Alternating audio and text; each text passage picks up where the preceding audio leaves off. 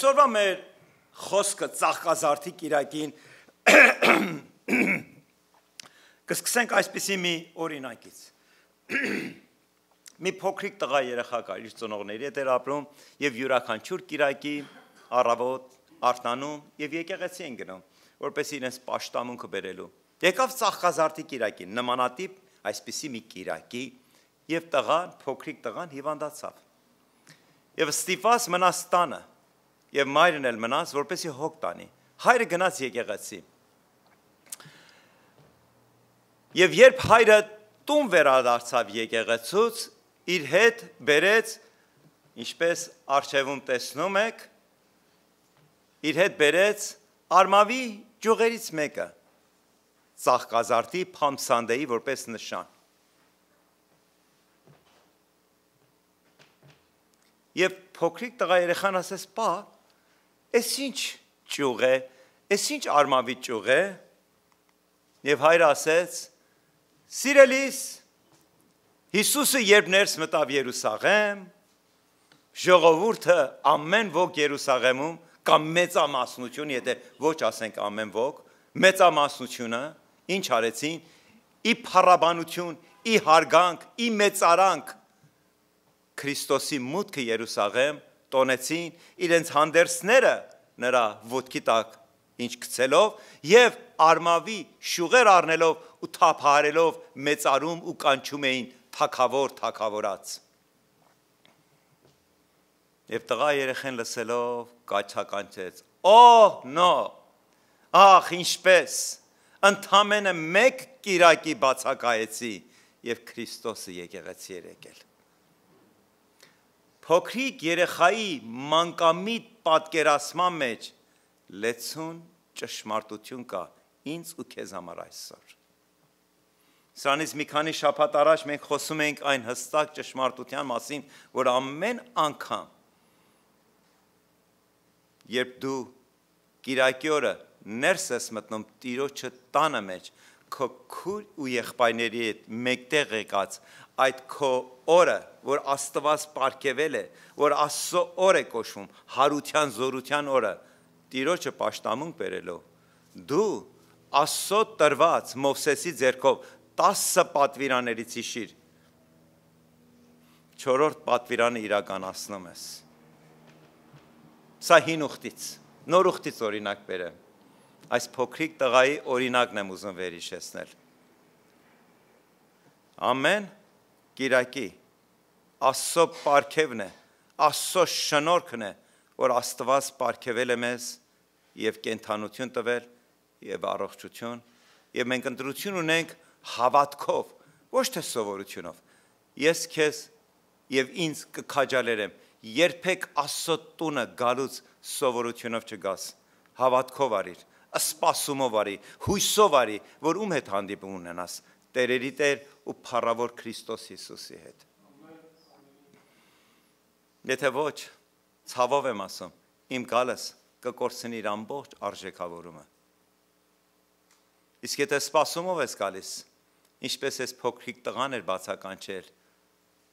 Քրիստոս եկավ ու ես այնտեղ չէի։ Սիրելիներս,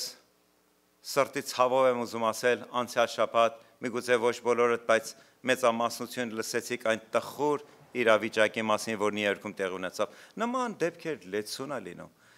Եվ այս բոլորը հիշեցնում է մեզի, որ մենք ոչ մեկս չունենք երաշխիք մեր վաղվա օրվա մասին։ Եվ այսօր, եթե առավել ևս կիրակի օրը Տերը ինձի պարգև է արել, ես ուզում եմ, ինչպես Դավիթն է ասում, իմ Տիրոջս տանը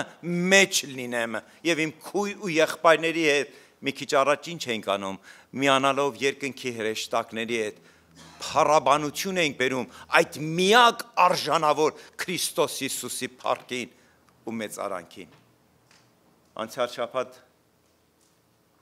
լսեցիք դժբախտաբար այն լրաբեր, այն լուրը, որ ընտանիք Իսպանիայից, Բարսելոնայից երկու ամուսիններով բարձր պաշտոնյա եւ ունեն այդ կարողություն եւ այդ հնարավորությունը։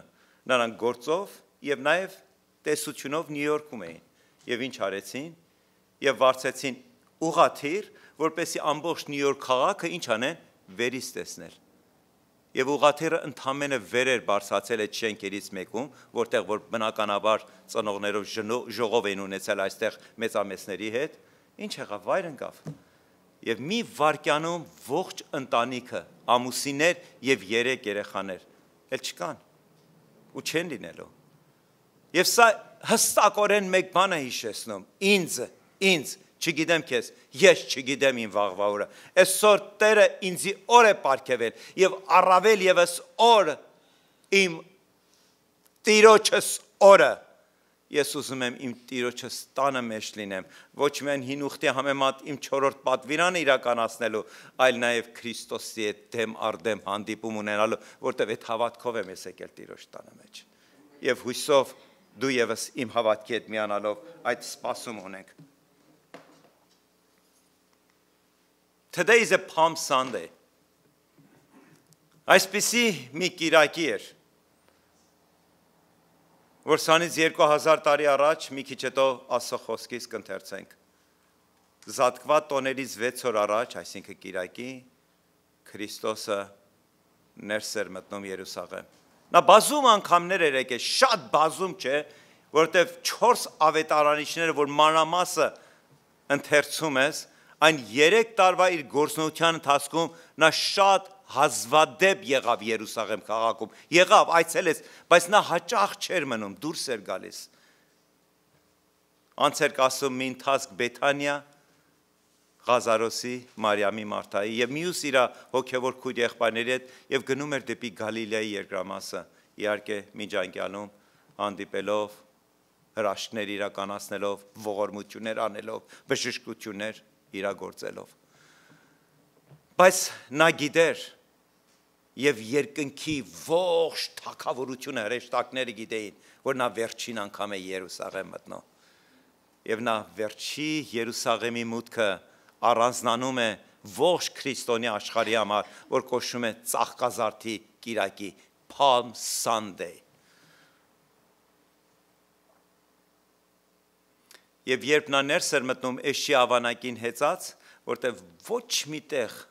4 ավետարաններում դու չես կարդում որևէ մի կետ, որևէ մի բառ այն մասին, որ Տերը ճամփորդել է ձիով, էշով, էշի ավանակով։ Սա միակ դեպքն էր։ Սա առանձնանում էր։ Եվ մի քիչ հետո ավելի մանրամասը կդիտենք ու կքննարկենք, թե ինչ առանձնացում ուներ իր մեջ պարունակած։ Եվ իս զարմանքս ժողովուրդը Երուսաղեմը մեծ հսկա քաղաք էր, մայրաքաղաք էր։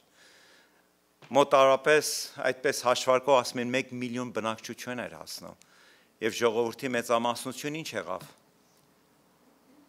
Դուրս էին եկել նրան դիմավորելու Երուսաղեմի մուտքը։ Եվ նրանց շատ ու շատերի ձեռքը ինչ էր, արմավի շուղերն էր, ինչպես տեսնում եք, ինչպես բերել ենք, ինչպես այդ փոքրիկ տղայի հայրը եկեղեցից տուն գնալով այդ արմավի շուղերից մեկ առնելով իր հետ տուն տարավ։ Եվ ազատ եք վերջում ամեն մեկը ցանկություն ունենալով ցես այդ մեկ հատ մաս ու բաժին տուն տանելու։ Խորհուրդը Քրիստոսի մուտքն է։ Այս ճյուղերի մեջ չէ սրբությունը, սրբությունը Քրիստոսի մեջ է, խորհուրդը նրա մեջ է, կյանքը նրա մեջ է, իմաստությունը նրա մեջ է։ Եվ առաջի հազվադեպ իրավիճակն է, որ տեսնում ենք, որտեղ ամբողջ ընթացքում Երուսաղեմում ինչ կար, քահանաներից ու քահանապետներից դրդում ու շարժում կար, որ ինչ անեին, որ Քրիստոսին սպանեին։ Ինչ էր դրդապատճառը։ Ուզում եք կոպիտ արտահայտեմ, it's all about the money, ամեն ինչ փողի մասին էր, որտեղ քահանապետներ ու քահանաներ տեսնում էին, որ ժողովուրդը թողած եկեղեցին ում է հետևից գնում, Քրիստոսի հետևից։ Նրանք կորցրին իրենց եկամուտը, նրանք կորցրին իրենց փառքը, իրենց հռչակը։ Մարդը ինչի է փնտրում փառքի, որպեսզի կարողանա իրավիճակներին հսկա։ Եվ նրանք մտածում էին, որ մեկ օր շուտ Քրիստոսին սպանելով իրենք ասոն մեծագույն լավությունը կանեն եւ հրյա ժողովրդին։ Այո, երբ որ թշնամին գալիս է, քահանա ես թե քահանապետ, կրթված ես, իմաստուն ես, Աստծո խոսքին գիտակ ես, կուրացնում է քեզ, և առանց հասկանալու թե հասկանալով դու դառնում ես Աստծո և նրա ճշմարտությանը թշնամի ու հակառակ, և դա դիպուկ օրինակներ, ժողովուրդը ամբողջ հավաքվել էր նրա մեծարելու ու կանչելու, և վերջի այդ ժողովուրդի այդ ամբողջի հավաքվելու պատճառն եմ ես ուզում ես ու դու մենք տեսնենք, նախ առաջինը, նրանք կամ որ ականատես էին եղել, կամ որ լսել էին, որ Քրիստոսը հրաշքներ իրականացնող Տեր է, և հրաշքները նրանց համար դրդապատճառ էր եղել, որպեսզի Քրիստոսին մեծարեն, որպեսզի այդ հրաշքներից նաև ինչ-որ մի բաժին իրենց հասնի։ Մենք մարդիկս այդպիսին ենք, մենք միշտ մտածում ենք, ինչ օգուտ ինձ կա, ներող կլինեք, ինձ վրա օրինակ բերեմ, ամեն մարդ այդպես է կառուցված, այս իրավիճակում, այս իրադարձության մեջ, այս քաղաքական շարժման մեջ, ինձ ինչ օգուտ կա, և ժողովրդի մեծամասնությունը կանչում ու աղաղակում էր և արմավի շուղերը թափահարում էր, որովհետև լսել էր կամ որ տեսել էր ու ականատես էր եղել, որ Քրիստոսը հրաշքներ է իրականացնում։ Եվ երկրորդ պատճառը, they praised him, he was serving them, նրանք մեծարում էին, որովհետև լսել էին, որ կույրը տեսնում է, կաղը քայլում է, մեռածը հարություն է առել։ Եվ երկրորդը, ինչպես գիտեք, այդ ժամանակ, 22,000 տարի առաջ, հրյա ժողովուրդը հռոմեական կայսրության ստրկության տակ էր։ Եվ բնականաբար նրանց առաջի մտածածը, ցանկացածը ինչ էր, որ ձերբազատվեին, ինչից, հռոմեական կայսրությունից։ Եվ այդ հրաշագործ Հիսուսին տեսնում են ոչ միայն հրաշագործ, այլ նաև առաջնորդ, քաղաքական գործիչ, որ նրանց կառաջնորդի դեպի ինչ, դեպի մի նոր հեղափոխություն, որ կջախջախեն կայսրությանը և դուրս կշպրտեն և իրենք ազատ կլինեն։ Նրանք մոտենում են Հիսուսին որպես իրենց թագավորը, նրանք ուզում էին ընտրեին, դրա համար ամբողջ էր հավաքվել, դրա համար աղաղակ կար, ճիչ կար, կանչ կար։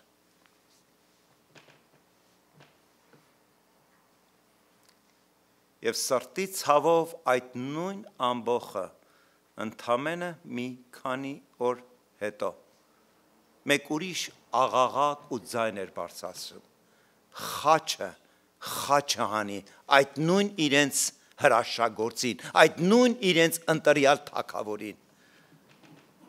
Քրիստոսին անմարդկային ձևով այնպես էին հարվածել ու ծեծելը, ու նա գլխից մինչև ոտքերի ծայրը ամբողջովին արյունալվա էր։ Նրա վրա ոչ մի հետք չէր տեսնի, որպես հրաշագործի ու որպես առաջնորդի։ Այդպիսին է ամբողը։ Ինչու՞ չթող ավելի կոպիտ ասեմ, այդպիսին է մարդը։ Այսօր քեզ կարող է մեծարել, իսկ վաղը դառնալ քո առաջի թշնամին։ Եթե քո հույսդ մարդու վրա ես դրել, թող ասեմ ես ինքս ինձի, շատ խեղճ ու ողորմելի մարդ եմ։ Եվ փառք եմ ասում այդ փառավոր Տիրոջը, որ հայտնվեց իմ ու քո կյանքի մեջ, և ունենք մեկ կայունը, հավիտենականը, որ իսկ կարող ենք կառչել և բացարձակապես չկասկածել, որ նա մեզ կդավաճանի, նա մեզ կթոնի, նա մեզ կմոռանա, այլ ինչպես խոստացել է, մեզ հետ կլինի ու մեզ հետ կլինի մինչև աշխարհի վերջ։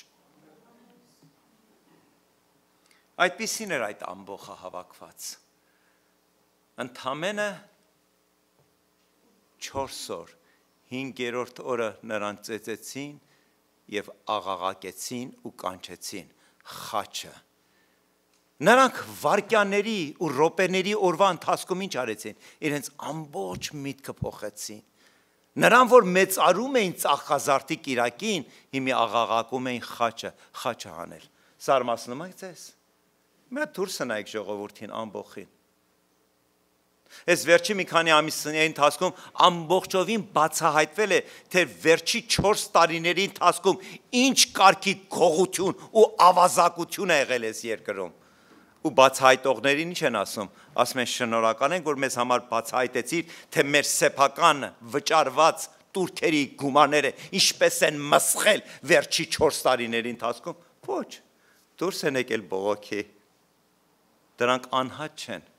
դրանք ամբող են ու դրանք մինչև իրենց կյանքի վերջ ամբող կմնան, մինչև այն օրը, որ իրենց մեջ վերստն ծնունդ չլինի։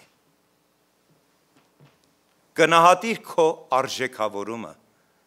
ու քեզ հեռու պահիր ամբողից։ Ունեցիր քո առանձին որոշումը եւ ընտրությունը եւ քո ընտրությունը հաստատիր քո Տիրոջը հետ հաղորդակցվելով ու նրանից հարցում հարցնելով։ Նա միակ հավատարիմն է քո կյանքի մեջ, որ քեզ չի թողնի, այլ քեզ հետ կլինի ու քեզ կառաջնորդի եւ քո պակասը քո երեսին կասի ու քո ավելը կբարձրացնի, որպեսզի մնաս ու նրա վկա լինես այս աշխարհի մեջ։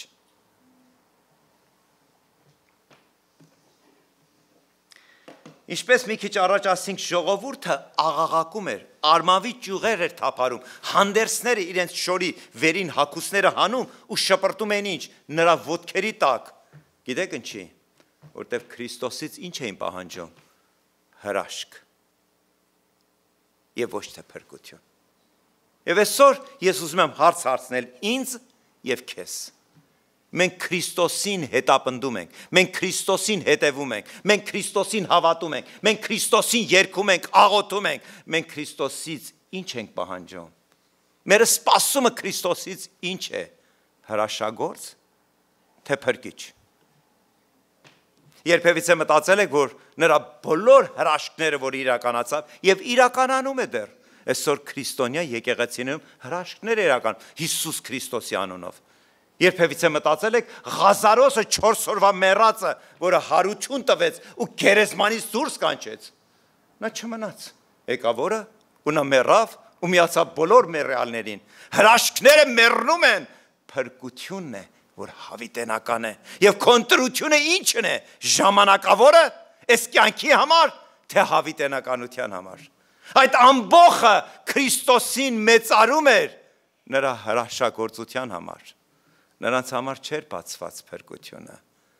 Քեզ համար ինչ։ Բացվել է փրկությունը։ Դու կարճած ես հավիտենականությունից, թե քեզ համար էական է, որ այսօր խնդիր ունես եւ այդ խնդիրը լուծվի նրա հրաշքով։ Նրա հրաշքները այո եւ ամեն են։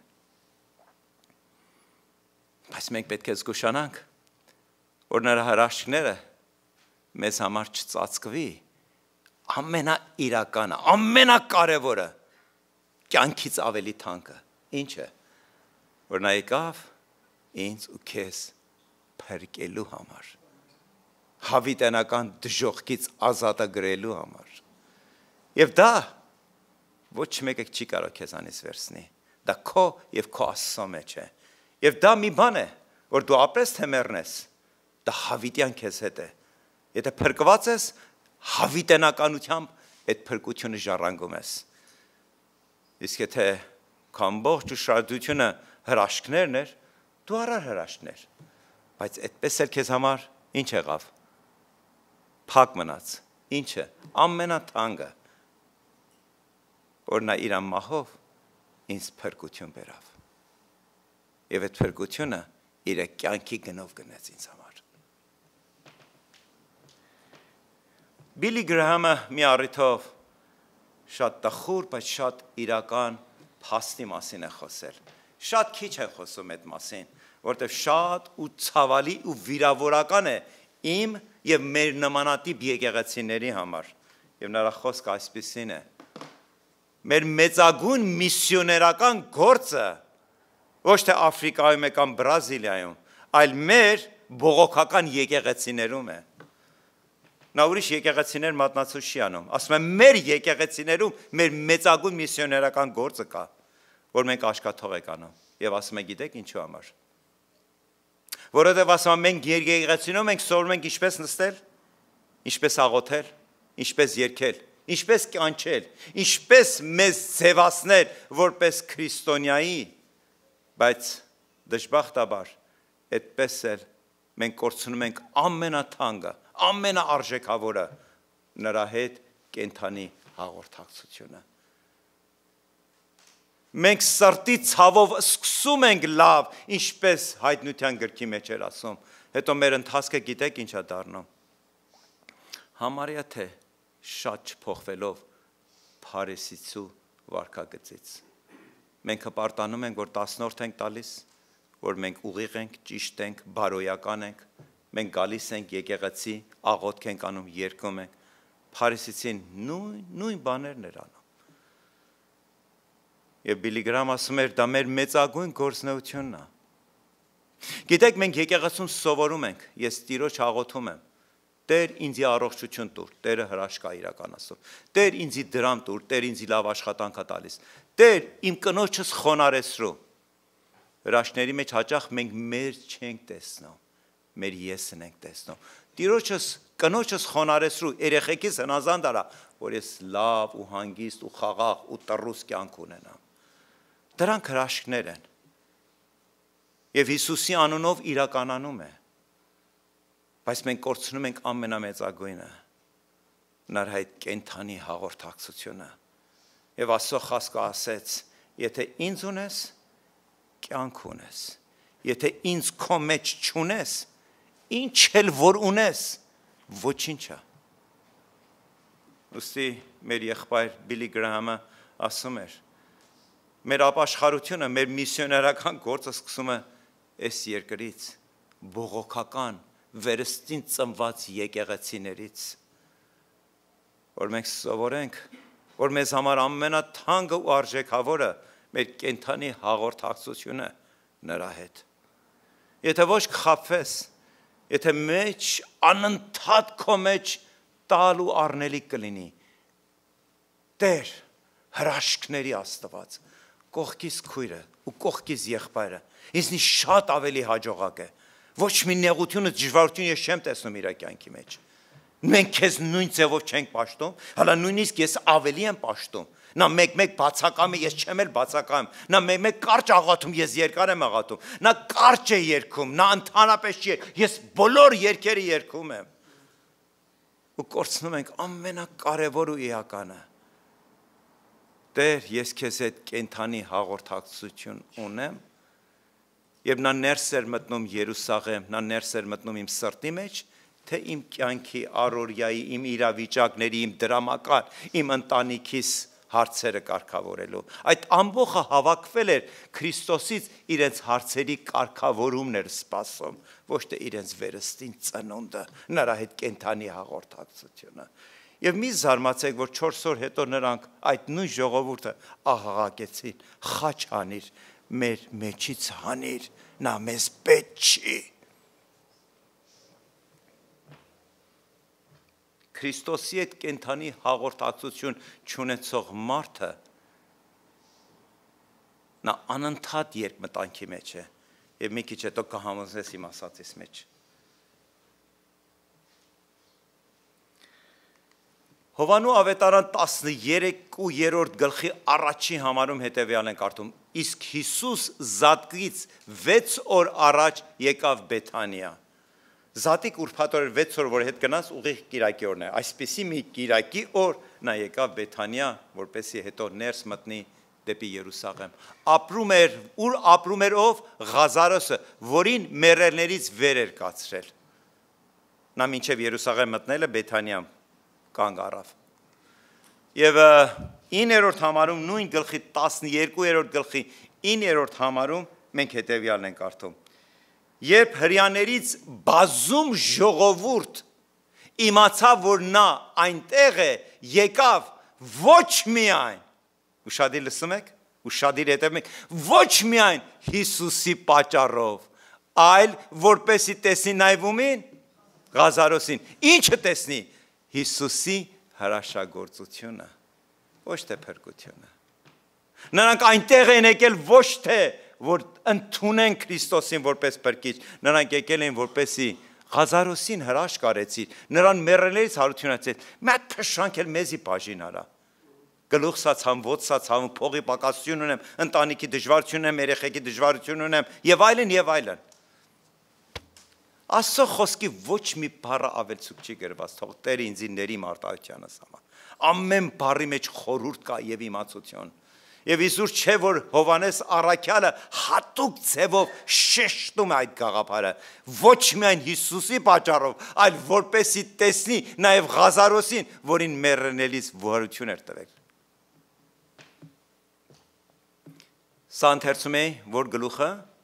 Հովանու ավետարան 12-րդ գլուխը։ Եթե գնաք տուն, ընդամենը մեկ էջ հետ գնաք 11-րդ գլուխը ընթերցեք, ամբողջ 11-րդ գլուխը գիտեք ինչի մասին է խոսում, Ղազարոսի հարության մասին։ Այսինքն Ղազարոսի հարությունը եւ Քրիստոսի հանդիպումը Ղազարոսի տանը մինչև Երուսաղեմի, մինչև Ծաղկազարդի կիրակին, ընդամենը շաբաթ միգուցե ամիսներ են անցել։ Թարմ էր, բոլորը խոսում էին այդ մասին։ Ղազարոսը պատահական անձնավորություն չէր, ճանաչված էր Բեթանիան ընդամենը մի քանի մղոն հեռու էր Երուսաղեմից եւ ժողովուրդը հաճախ էին գնում գալիս, այնպես որ ծանոթություն կար, ճանաչում կար։ Եվ ինչպես ընթերցեցինք, այնտեղ էին հավաքված եւ բնականաբար երբ որ ժողովուրդը ամբողջը հավաքվեց, ինչպես ընթերցեցինք, ոչ միայն Քրիստոսին, այլ Քրիստոսի հրաշքները տեսնելու, ոչ թե նրան տեսնելու որպես Տեր ու Փրկիչ ու հավիտենականության հույս, այլ տեսնելու նրան որպես հրաշագործի։ Այսօր նկատել եք, որ մարդիկ ինչքան գումարներ են ծախսում, որպեսզի գնան աճպարարների այդպեսի հանդեսները։ Ես հիշում եմ սրանից 25-30 տարի առաջ Ամերիկան մի հատ այսպեսի ասխ փայլատ տակեց Դեյվիդ Քոփերֆիլդ։ Կարծում եմ, որ շատերը երիտասարդները միգուցե չեն հիշում, որտեվ նա արդեն թոշակյան Դեյվիդ Քոփերֆիլդ։ Նրան կոչում են որպես հրաշագործ։ Սիրելիներս, այդ աճպարարները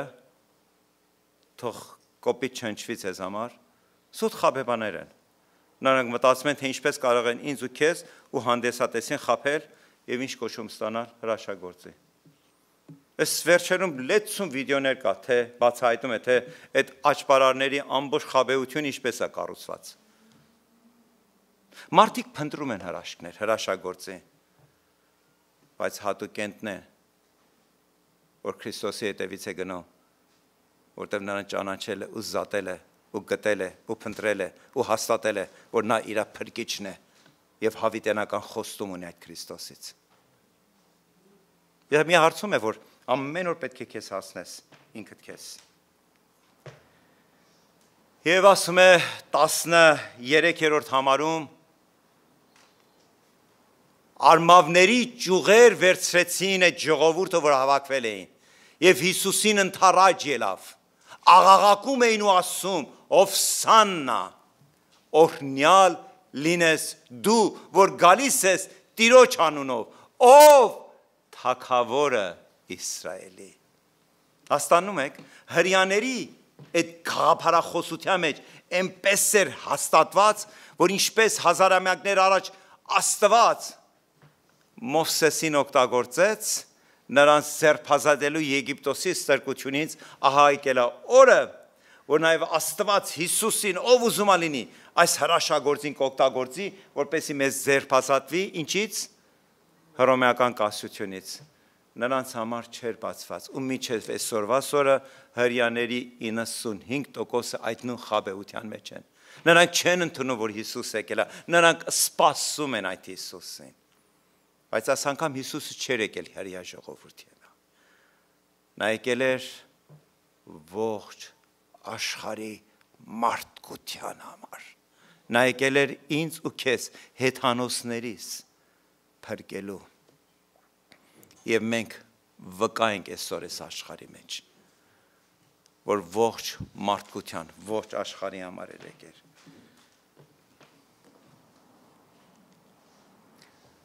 Ժողովուրդը կանչում էին, նրանք անverջ իրենց մտքի մեջ ինչ էին անում, վերլուծում էին, եթե սա այս անձը, որին կանչում են Հիսուս Քրիստոս, Ղազարոսին, որ մեր աչքի առաջ մեռել ու թաղվել էր ու 4-րդ օրը հարություն տվեց, ուրեմն ինչ որ մի հրաշք մենք եւս ունենք բաժին փախցնելու ու մեզ այդ տուն տանելու։ Այսօր ինչքան քրիստոնյաներ այդ միտումով եկեղեցի է գալիս, որ ինչ որ մի բաժին կարողանա փախցնի ու իր հետ տուն տանի,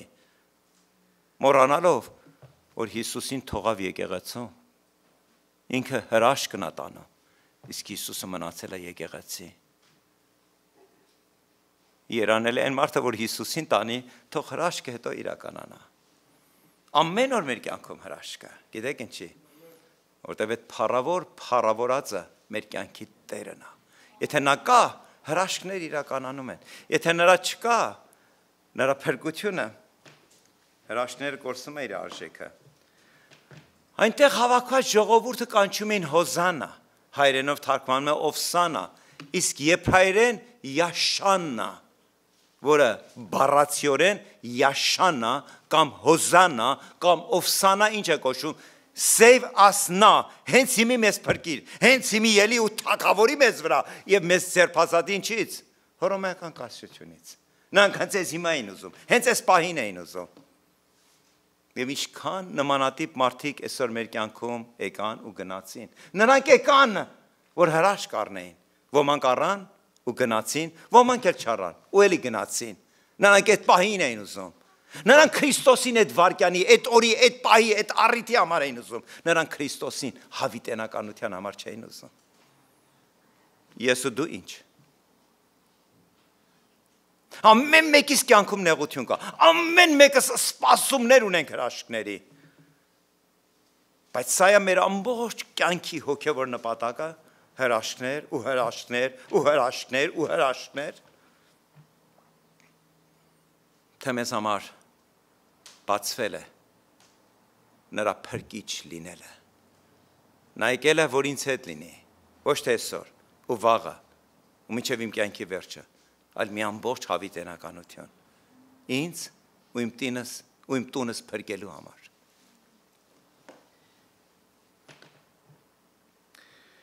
Զաքարիայի մարգարության 9-րդ գլխի 9-րդ համարում դեռ Քրիստոսի ծնունդից 100-ամյակներ առաջ ու շադիր հետևեք, թե ինչ մանրակրկիտ մարգարություն է եղել իր մասին։ Մեծապես ուրախացիր, ով Սիոնի դուստր, ցնծությամբ աղաղակիր, ով Երուսաղեմի դուստր, ահա քեզ մոտ է գալիս քո թագավորը, նա արդար ու ինչ է,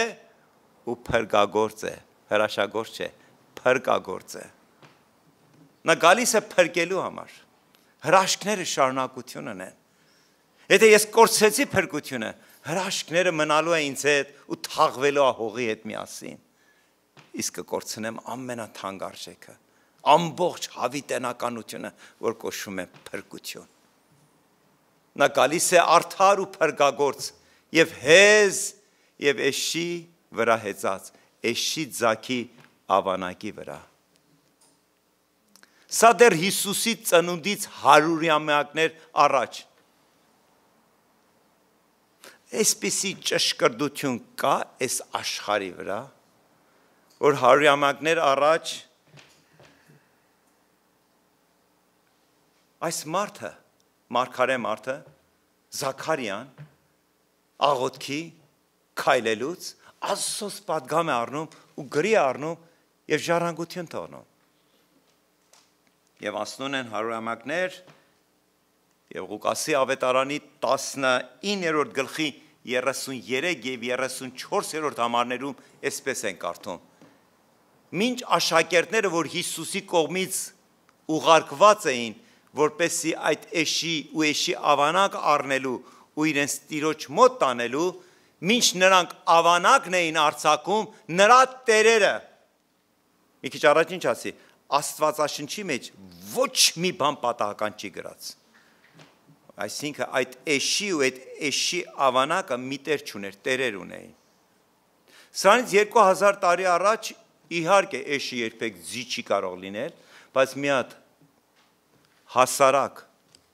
շարքային ընտանիքի համար, էշը նաև հարստություն էր, կարողություն էր։ Եվ սրանք նմանատիպ են, ու այդ էշը այնքան թանկ էր, որ մեկին չէր պատկանում, այլ մի քանիսի էր պատկանում։ Ասում եմ, նրա տերերը, այսինքն էշի ու էշի ավանակի տերերը նրանց ասացին Հիսուսի աշակերտներին. ավանակին ինչու եք արձակում։ Փաստորեն պարզվում է, որ ոչ մի պայմանավորվածություն չկար Քրիստոսի եւ այս էշի տերերի մեջ։ Ոչ մի պայմանավորվածություն, որտեղ մենք կարդում ենք, որ ասում է Հիսուսը կանչեց աշակերտներից երկուսին ու ասեց գնացեք այստեղ ու այս վայրը ու էշին կապած կգտնեք ու արձակեք ու ինձ մոտ բերեք։ Նրանք ասացին. Տերը դրա կարիք ունի։ Սա է ամբողջ հոգևոր աշխարհի գաղտնիքը։ Երբ որ քեզ համար բացված է, թե Տերը երկինք ու երկիր ստեղծող Տերը քո իր դաշտի մեջ քո կարիքն ունի եւ դու ինչպես պիտի վերաբերվես։ Եվ մենք շարունակություն կարդում ենք, որ այդ տերերը բացարձակապես հարցում չարսեցին. երբ եք ուր եք տանելու, քանի օր եք օգտագործելու, երբ եք վերադարձնելու, խնամ կտանեք այդ ձագի մասին, կկերակրեք, բացարձակապես։ Ինչ արեցին, հավատարմորեն ու վստահելով, որտեվ ինչ լսեցին, Տերը դա կարիք ունի։ Այսօր Տերը իմ ու քո կարիքն ունի, երկինք ու երկիր, տիեզերքի ստեղծող Տերը, ինչպես 2000 տարի առաջ այդ էշի ավանակի պետքություն ուներ, այսօր երբևիցե մտածել ես իմ ու քո պետքությունը ունի։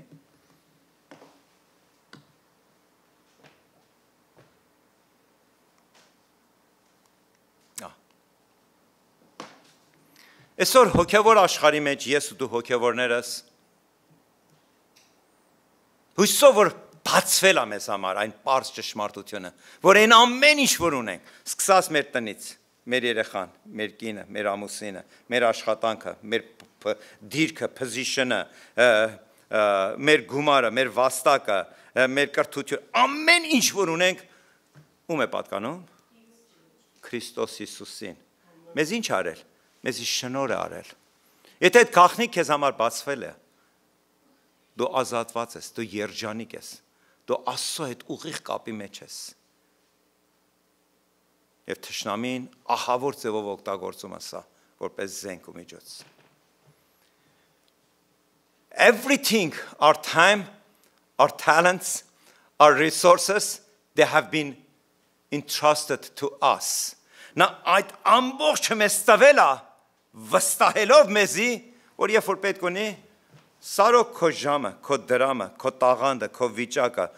եղբայրս քո աղոթքը, քո այցելությունը, քո մտահոգությունը, քո մնալը, քո ուշ գնալը, քո շուտ գալը, ես պետքություն ունեմ։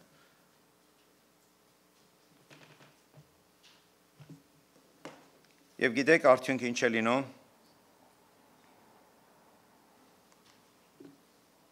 Սա Max Lucado, հաճախ Իրանից մեջ բերումն ենք անում, իր գրքերից մեկում հետաքրքիր վերլուծություն անում այդ առումով, որ քրիստոնյան ինչպես է դիտում, որ այն ամեն ինչ որ ունի, դա Տիրոջից է իրեն պարգևած։ Եվ ասում է, հաճախ Աստված խոսում է ինձ հետ եւ ինչ որ մի բան է ուզում։ Իմ ժամն է ուզում, իմ տաղամն է ուզում, իմ ավելորդ մնալն է ուզում, այցելություն է ուզում։ Ուզում է ինչ որ մի բան։ Եվ մենք չենք տալիս։ Եվ մենք ինչ ենք անում, այսպես ասած, անտեսում ենք, անգլերենով իգնոր ենք անում։ Հետո ինչ է լինում, հետո այդ պահը անցնում է, հետո Սուրբ Հոգին այցելում է, եւ ինչ անում, մեր մեջ բացում է։ Եվ մենք ինչ ենք անում, ապաշխարում ենք, մենք ցավ ենք ապրում, բայց գիտեք ինչ, այդ պահը անցել է, էլ չես վերադարձնի։ Հետո գալիս է մեկ ուրիշ առիթ, հետո նույն հարցումը, նույն հրավերքը, Տեր ինչ որ մի բան է ուզում, իմի արդեն ոչ թե նրան շրջանցում ես, այլ քո եսդ ամուր կանգնեցնում ես, ասում ես, Տեր, դե ես էլ կարիքներ ունեմ, նրանք մոռացան ինձի, ես էլ պահեր պետք ունեի, նրանք ժամ չտվեցին։ Եվ ինչ է քո մեջ սկսում գլուխ բարձրացնել, քո եսը, քո հպարտությունը, ու դու սկսում ես համատել, չարեցին, ես ինչի պիտի անեմ, եւ մոռանում ենք, բայց ես Տիրոջս համար ինչ արեցի, որ նա իր կյանքը տվեց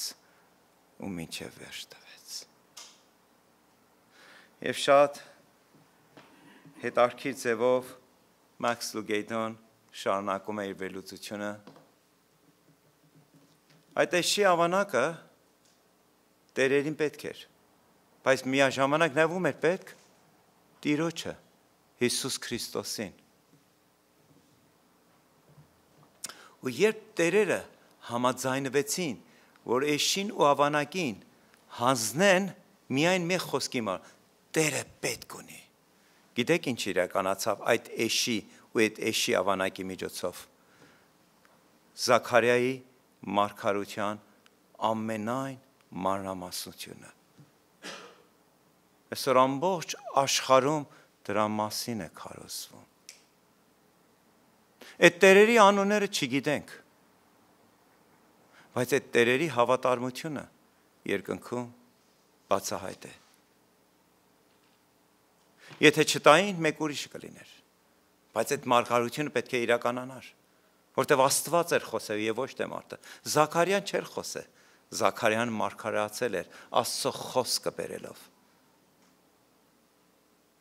Բայց այդ էշի ավանակը այս երկինք ու երկիր ստեղծող Աստծո ձեռքին միջոց եղավ, որպեսզի մարգարություն իրականանա։ Որպես այսօր ես մեկտեղ եկած այդ մարգարության իրականացման մեջ մեր հոգին ցնծություն ապրի, որ ես ում եմ հավատացել։ Քեզ եւ ինձ եւ մեր տունը եւ մեր հավատքը եւ մեր փրկությունը այդ փառավոր հրաշափառ Հիսուս Քրիստոսի ձեռքերի մեջ կբերեմ։ Ամեն։